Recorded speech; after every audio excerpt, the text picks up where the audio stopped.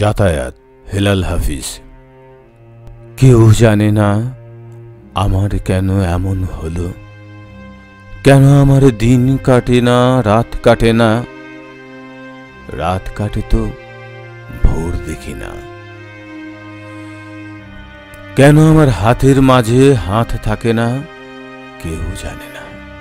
নষ্ট রাখির কষ্ট নিয়ে অতটা পথ একলা এলাম।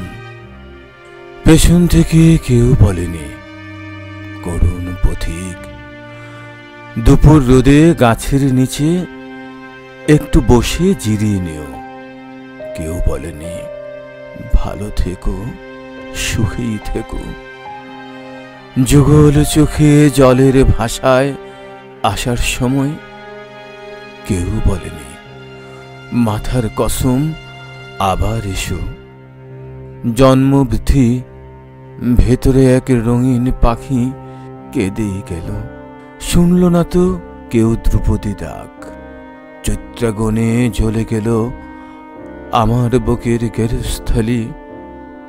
বলল না কেউ তরুণ তাপস এই নে চারু শীতল কলস। লণ্ডভণ্ড হয়ে গেলাম তবু এলাম, ক্যাঙ্গারু তার শাবক নিয়ে যেমন করে বিপদ পেরোয়, আমিও ঠিক তেমনি করে সভ্যতার শুভ্রতাকে বুকে নিয়ে দুঃসময়ে এতটা পথ একলা এলাম শুশ্রূষাহীন।